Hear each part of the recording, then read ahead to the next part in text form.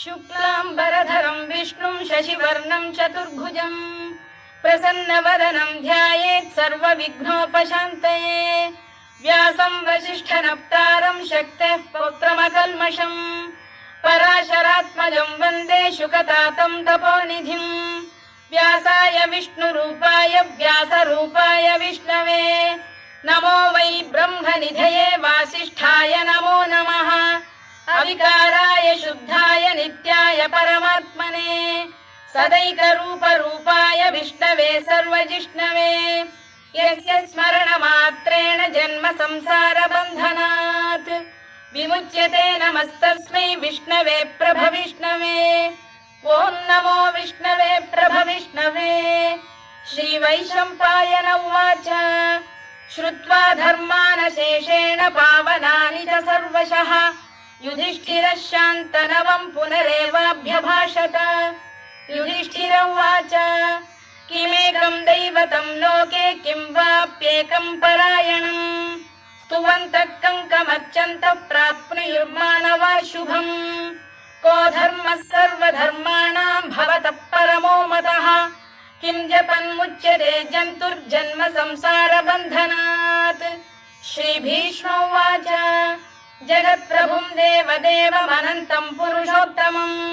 स्तुवन्नाम सहस्रेण पुरुषः सततोत्थितः तमेव चार्चयन्नित्यं भक्त्या पुरुषमव्ययम् ध्यायन् स्तुवन् नमस्यं च यजमानस्तमेव च अनादिनिधनं विष्णुं सर्वलोकमहेश्वरम् लोकाध्यक्षं स्तुवन्नित्यं सर्वदुःखातिगो भवेत्। ब्रह्मण्यं सर्वधर्मज्ञं लोकानां कीर्तिवर्धनम् लोकनाथं महद्भूतं सर्वभूतभवोद्भवम् एष मे सर्वधर्माणां धर्मोऽधिकतमो मतः यद्भक्त्या पुण्डरीकाक्षं स्तवैरच्चेन्नरः सदा परमं यो महत्तेजः परमं यो महत्तपः परमं यो महद्ब्रह्म परमं यः परायणम् पवित्राणां पवित्रं यो मङ्गलानां च मङ्गलम् दैवतं देवतानां च भूतानां यो व्ययः यतः सर्वाणि भूतानि भवन्त्यादियुगागमे यस्मिंश्च प्रलयं यान्ति पुनरेव युगक्षये तस्य लोकप्रधानस्य जगन्नाथस्य भूपते विष्णोर्नाम सहस्रं मे शृणु पापभयापहम्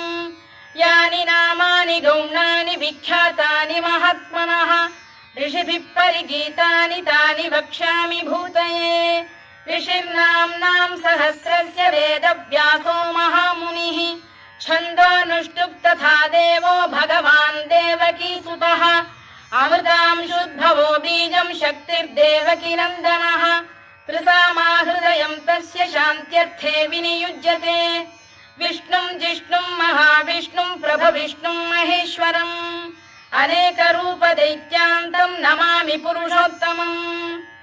अस्य श्रीविष्णोर्दिव्यसहस्रनामस्तोत्रमहामन्त्रस्य श्रीवेदव्यासो भगवान् ऋषिः अनुष्टुप्छन्दः श्रीमहाविष्णुः परमात्मा श्रीमन्नारायणो देवता अमृतांशुद्भवो भानुरिति बीजम् देवकीनन्दन श्रेष्ठेति शक्तिः उद्भवः क्षोभणो देव इति परमो मन्त्रः शङ्खबृन्नन्दकी चक्रीति कीलकम् शार्ङ्गधन्वा गदाधर इत्यस्त्रम् रथाङ्गपाणिरक्षोभ्य इति नेत्रम् त्रिसामासामरः सामेति कवचम् आनन्दं परब्रह्मेति योनिः ऋतुः सुदर्शनकाल इति दिग्बन्धः श्रीविश्वरूप इति ध्यानम् श्रीमहाविष्णुप्रीत्यर्थे सहस्रनाम जपे विनियोगः। ध्यानम् क्षीरोदन्वत्प्रदेशे शुचिमणिविलसत्सैकते मौक्तिकानाम् मालाक्लुप्तासनस्थस्फटिकमणिनिभैर्मौक्तिकैर्मण्डिताङ्गः शुभ्रैरभ्रैरदभ्रैरुपरि विरचितैर्मुक्तपीयूषवर्षैः आनन्दीन पुरीयादरिनरिन गदा शङ्खपाणिर्मुकुन्दः भूः पादौ यस्य नाभिर्वियदसुरनिलश्चन्द्रसूर्यौ च नेत्रे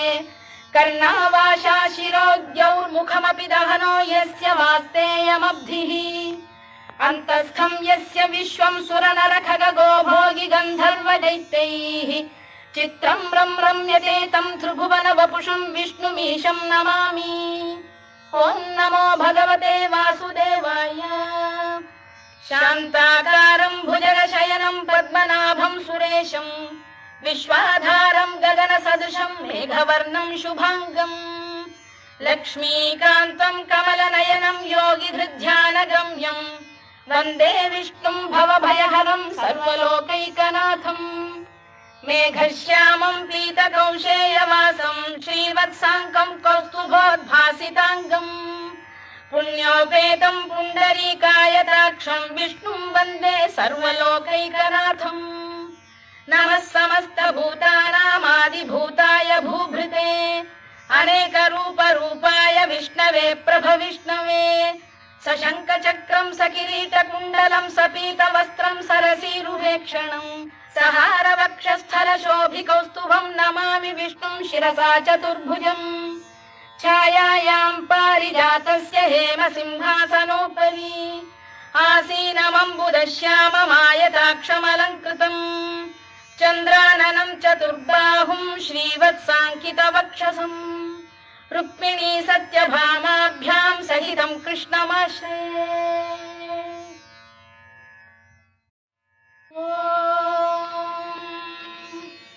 विश्वं विष्णुर्वषत्कारो भूतभव्य भवत्प्रभुः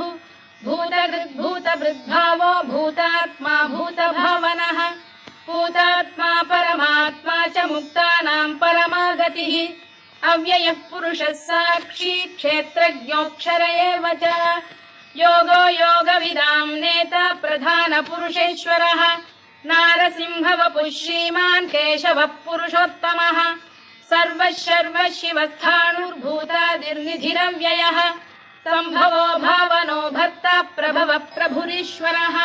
स्वयंभूः शम्भुरादित्यः पुष्कराक्षो महास्वनः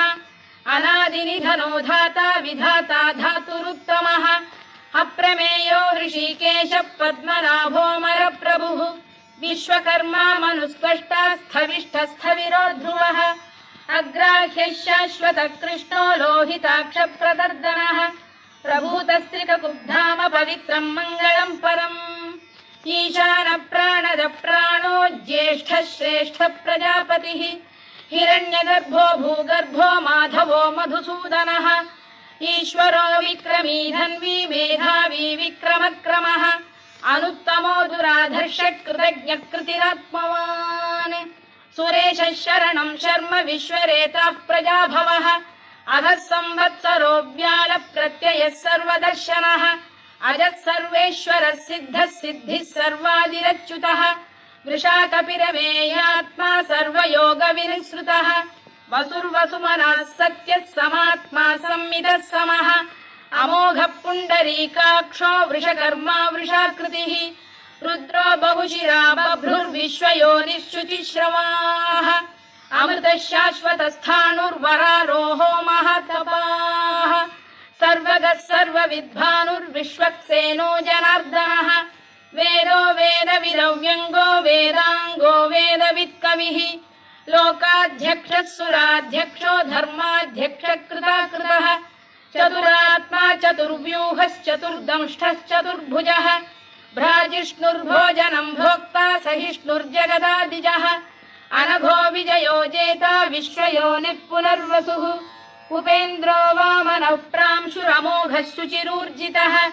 अतीन्द्रः सङ्ग्रहः सर्गो धृतात्मा नियमो यमः वेद्यो वैद्यः सदा योगी वीरः माधवो मधुः अतीन्द्रियो महामायो महोत्साहो महाबलः महाबुद्धिर्महावीर्यो महाशक्तिर्महाद्युतिः अनिर्देश्य वपुः श्रीमान् अमे आत्मा महाधृधृत् महेश्वासो महीभर्ता श्रीनिवासः सताङ्गतिः अनिरुद्धः सुरानन्दो गोविन्दो गोविदाम्पतिः मरीचिर्दमनो हंसः सुपर्णो भुजगोत्तमः हिरण्यनाभः सुतपाः पद्मनाभः प्रजापतिः अमृत्युः सर्वदृक्सिंहः सन्धाता सन्धिमान् स्थिरः अजो दुर्मर्षणः शास्ता विश्रुतात्मा सुरारिः गुरुर्गुरुतमो धाम सत्यः सत्यपराक्रमः निमिषो निमिषस्रग्वी वाचस्पतिरुदारधीः अग्रणीर्ग्रामणी श्रीमान् न्यायो नेता समीरणः सहस्रमूर्धा विश्वात्मा सहस्राक्षः सहस्रपात् आवर्तनो निवृत्तात्मा संवृतः सम्प्रमर्दनः अधः संवर्तको वह्निरनिरोधरणीधरः सुप्रसाद प्रसन्नात्मा विश्वधृक् विश्वभुग्विभुः सत्कर्ता सत्कृतः साधुर्जह्नुर्नारायणो नरः असंख्येयो प्रमेयात्मा विशिष्टः शिष्टकृच्छुचिः सिद्धार्थः सिद्धसङ्कल्पः सिद्धिदः सिद्धिसाधनः वृषाही वृषभो विष्णुर्वृषपर्वा वृषोदरः वर्धनो वर्धमानश्च विविक्तः श्रुतिसागरः सुभुजो दुर्धरो वाग्मी महेन्द्रो वसुदो वसुः नैकरूपो बृहद्रूपः शिपिविष्टप्रकाशनः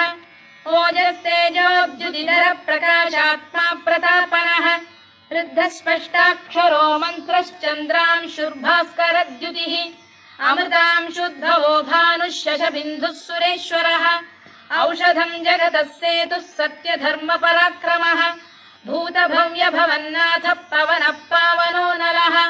कामः कामकृत्कान्तः कामः कामप्रदप्रभुः युगादिकृद्युगावर्तो नैकमायो महाशनः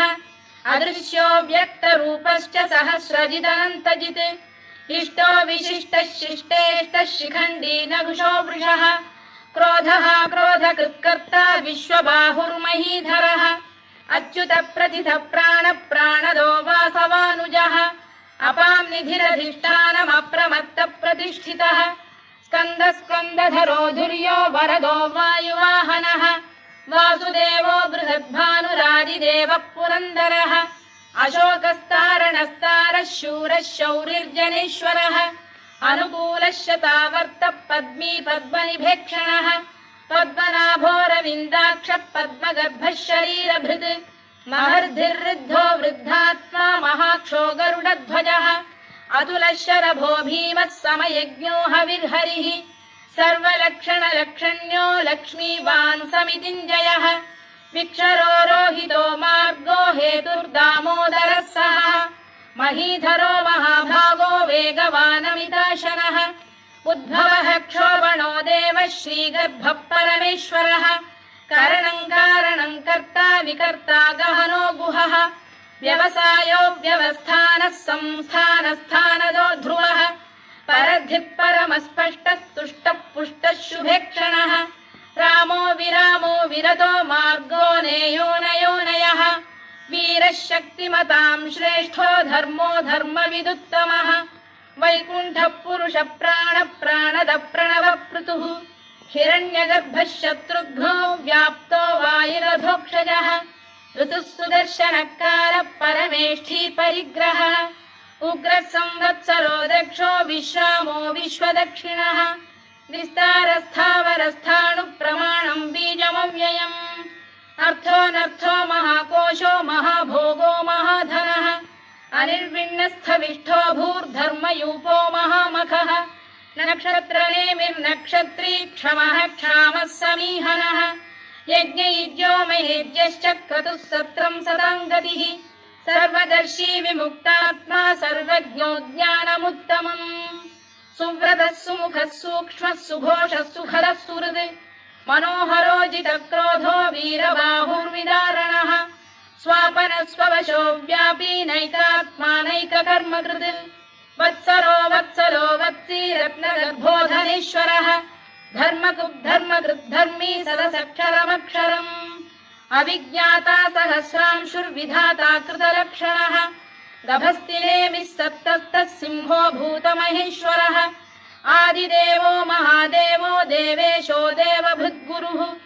उत्तरो गोपतिर्गोप्ता ज्ञानगम्यः पुरातनः शरीरभूतभृद्भोक्ता कपीन्द्रो भूरि दक्षिणः सोमपोऽमृतपः सोमः पुरुजिः पुरुसत्तमः विनयो जयः सत्यसन्धो दाशार्हः सात्वताम् पतिः जीवो विनयिता साक्षी मुकुन्दो मितविक्रमः अम्भोनिधिरनन्तात्मा महोदधिशयोऽन्तकः अजो महार्घः स्वाभाव्यो जितामित्रप्रमोदनः आनन्दो नन्दनो नन्दः सत्यधर्मा त्रिविक्रमः महर्षि कपिलाचार्यः कृतज्ञो मेदिनीपतिः त्रिपदस्त्रिदशाध्यक्षो महाशृङ्गकृतान्तकृत् महावराहो गोविन्दः सुषेणः कनकाङ्गनी गुह्यो गभीरो गहनो गुप्तश्चक्रगदाधरः मेधास्वाङ्गो जितकृष्णो दृढः सङ्कर्षणोच्युतः वरुणो वारुणो वृक्षः पुष्कराक्षो महामनाः भगवान् भगहानन्दी वनमाली हलायुधः आदित्यो ज्योतिरादित्यः सहिष्णुर्गतिसप्तमः सुधन्वाखण्ड परशुर्दारुणो द्रविणप्रदः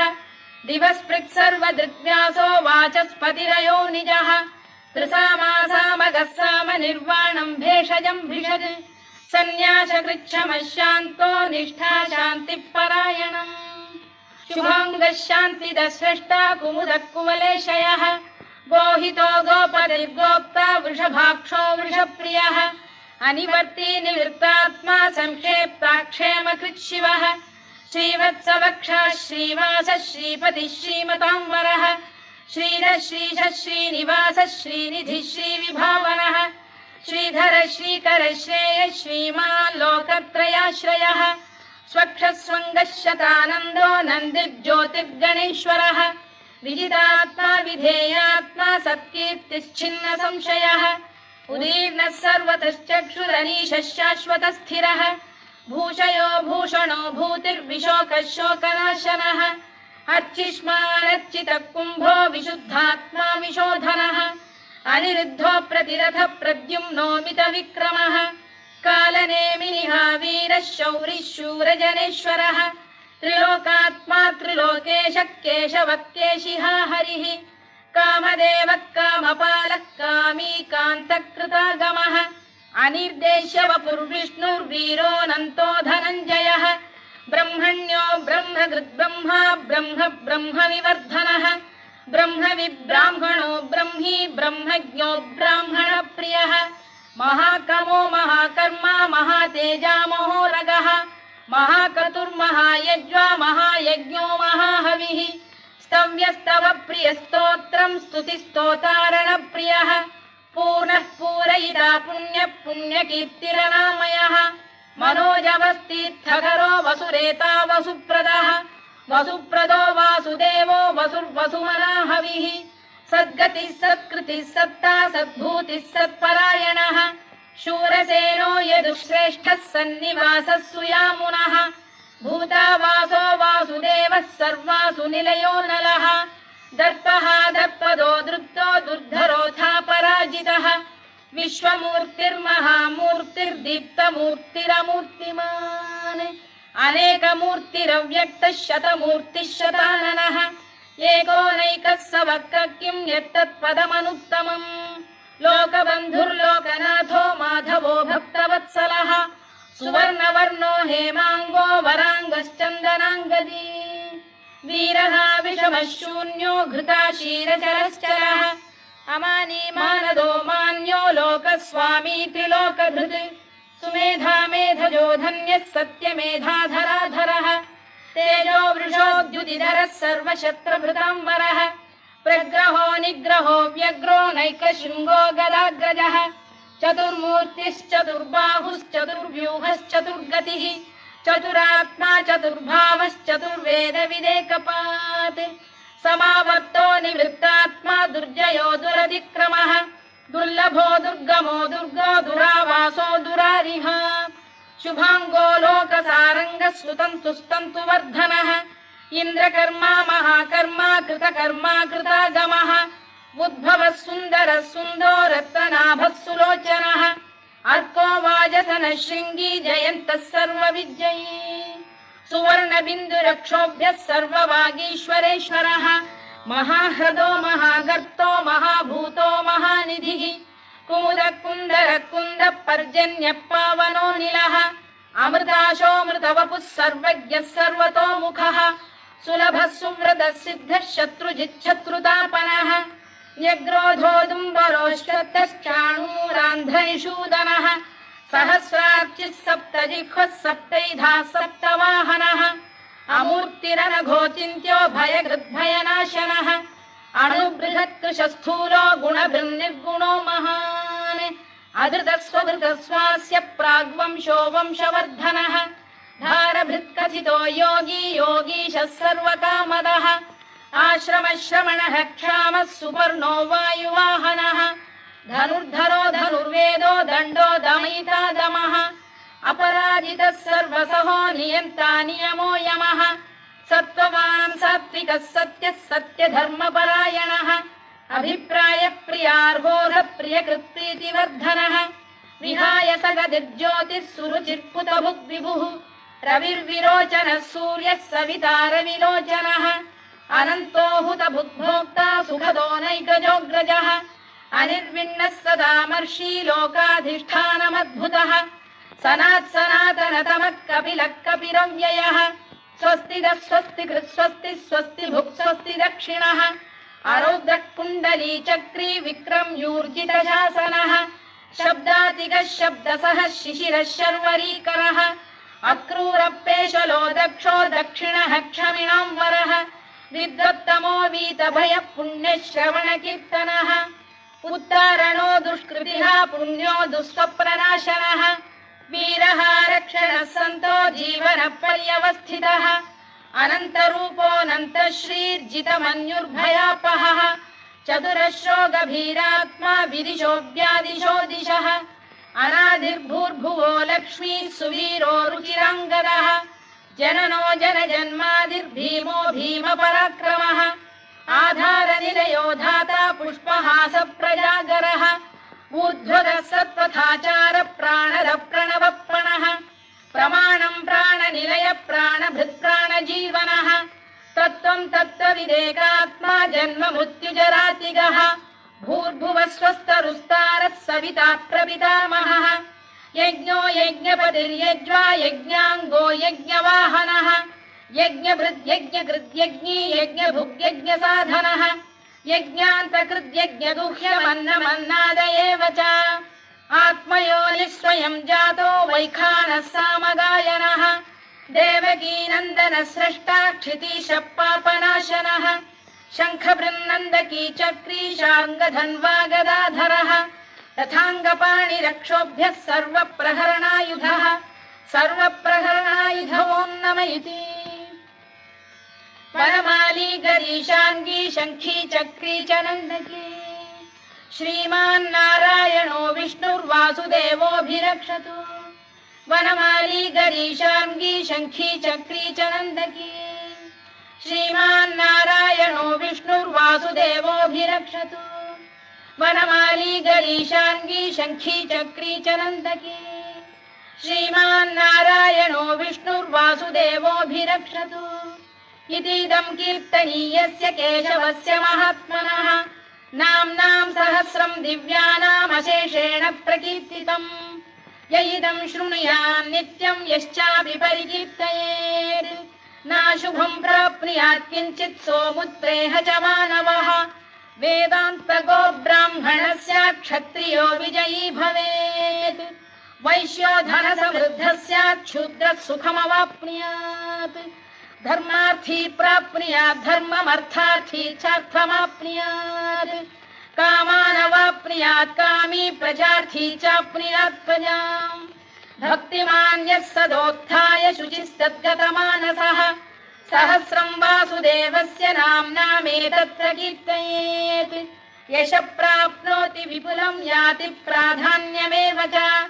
अचलां श्रियमाप्नोति श्रेयः प्राप्नोत्यनुत्तमम्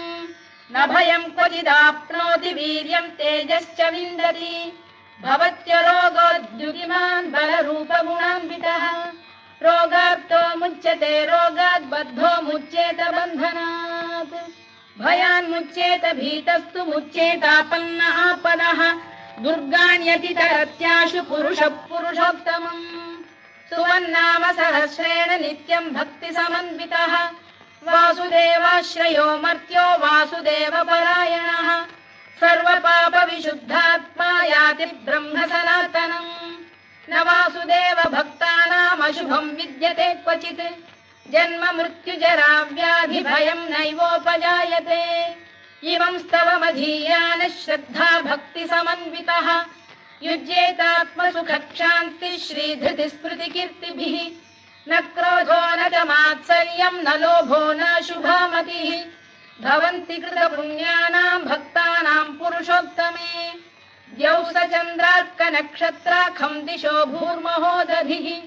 वासुदेवस्य वीर्येण विधृतानि महात्मनः ससुरासुरगन्धर्वम् स यक्षोरगराक्षसम् जगत्वशे वर्ततेदम् कृष्णस्य सचराचरम् इन्द्रियाणि मनो बुद्धिः सत्त्वम् तेजो बलम् धृतिः वासुदेवात्मकान्याहुः क्षेत्रम् क्षेत्रज्ञ एव च सर्वागमानामाचार प्रथमम् परिकल्पते आचार प्रभवो धर्मो धर्मस्य प्रभुरच्युतः ऋषयः पितरो देवा महाभूतानि धातवः जङ्गमा जङ्गमम् चेदम् जगन्नारायणोद्भवम् योगो ज्ञानम् तथा साङ्ख्यम् विद्या शिल्पादिकर्म च वेदाः शास्त्राणि विज्ञानमेतत् सर्वम् जनार्दनात् एको विष्णुर्महद्भूतम् पृथग्भूतान्यनेकशः त्रीन् लोकान् व्याप्य भूतात्मा भुङ्क्ते विश्वभुवव्ययः इमं स्तवम् भगवतो विष्णोर्व्यासेन कीर्तितम् पठेद्य इच्छेत् पुरुषः श्रेयत् प्राप्तुम् सुखानि च विश्वेश्वरमजम् देवम् जगतः प्रभुमव्ययम् भजन्ति ये पुष्कराक्षम् न ते यान्ति पराभवम् न ते यान्ति पराभवम् ओन्नम इति अर्जुनोवाच पद्मपत्र विशालाक्ष पद्मनाभ सुरोत्तमा भक्तानामनुरक्तानाम् त्राता भव जनार्दन श्रीभगवानुवाच यो माम् नाम सहस्रेण स्तोतुमिच्छति पाण्डव सोऽहम्